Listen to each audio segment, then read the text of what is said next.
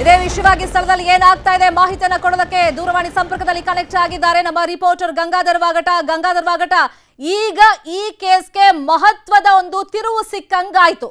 6ನೇ point ಅಲ್ಲಿ ಏನ್ ಸಿಕ್ಕಿದೆ ಅಂತ ಅಲ್ಲಿ ಮಾಹಿತಿ ನಿಮಗೆ ಸಿಗ್ತಾ ಇದೆ ಗಂಗಾಧರ್. 3 ದಿನ ಆಯ್ತು. ನಿನ್ನೆಯಿಂದಲೂ ಕೂಡ 5 ಒಂದು ಸ್ಪಾಟ್ ಗಳಲ್ಲಿ ಒಂದು ಉತ್ಖನನವನ್ನ ಮಾಡಲಾಯಿತು. ಆದ್ರೆ ಇವತ್ತು ಕೂಡ 6ನೇ ಒಂದು ಪಾಯಿಂಟ್ ಇಂದಲೇ ಪ್ರಾರಂಭ ಮಾಡಲಾಯಿತು.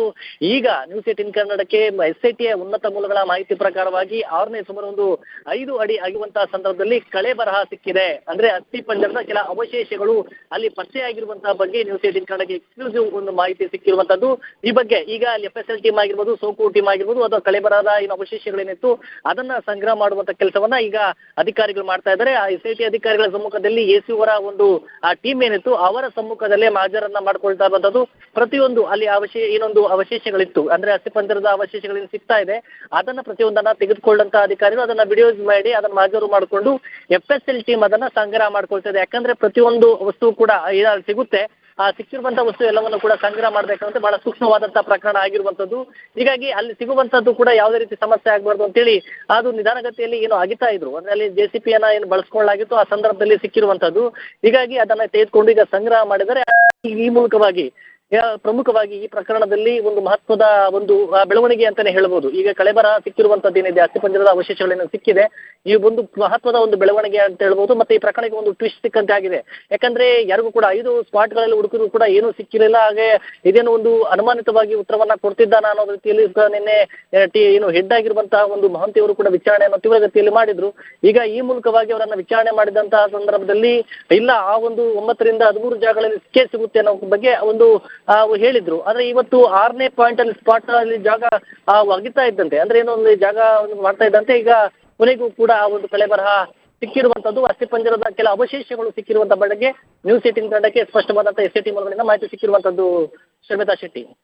ಸೊ ಇವಾಗಿರುವಂತ ಚಾಲೆಂಜಸ್ ಅನ್ನ ಗಮನಿಸ್ತಾ ಹೋದ್ರೆ ಗಂಗಾಧರ್, JCB ಮುಖೇನ ನೀವು ಹೇಳ್ದಂಗೆ 5 ಅಡಿ ಅಗ್ದಿದ್ದಾರೆ. ಆ ಸ್ಕೆಲಿಟನ್ಗೆ ಏನಾದ್ರೂ ಹಾನಿಯಾಗಿದೆ? ಈಗ ಮಾನವ ಶ್ರಮದಿಂದ ಅದನ್ನ ಹೊರಗಡೆ ತೆಗೆಯುವಂತ ಪ್ರಯತ್ನಗಳು ಯಾವ ತರ ನಡೀತಾ ಇದೆ? ಸ್ಥಳದಲ್ಲಿ ಯಾರೆಲ್ಲ ಈಗ ಮೊಕ್ಕಾಂ ಹೂಡಿದ್ದಾರೆ, ವೈದ್ಯರು ಸೇರಿದಂತೆ, ಅಂದ್ರೆ FSL ಟೀಮ್ ಇರ್ಬೋದು, ಈಗ ಒಂದು ಸಾಕ್ಷಿ ಅಂತ ಸಿಕ್ಕಿರೋದ್ರಿಂದ ಆ ಪ್ರಕ್ರಿಯೆಗಳು ಖಂಡಿತವಾಗಿಯೂ. ಯಾಕಂದ್ರೆ ಈಗ ಸಂಗ್ರಹ ಮಾಡುವಂತಹ ಕಳೆಬರಹದ ಅವಶೇಷಗಳೇನಿರುತ್ತೆ ಅದನ್ನ ಯಾವುದೇ ರೀತಿಯಾಗಿ ಸದ್ಯದ ಮಟ್ಟಿಗೆ ಹಾನಿ ಆಗಿಲ್ಲ ಅನ್ನೋ ಬಗ್ಗೆ ಮಾಹಿತಿ ಸಿಕ್ಕಿದೆ.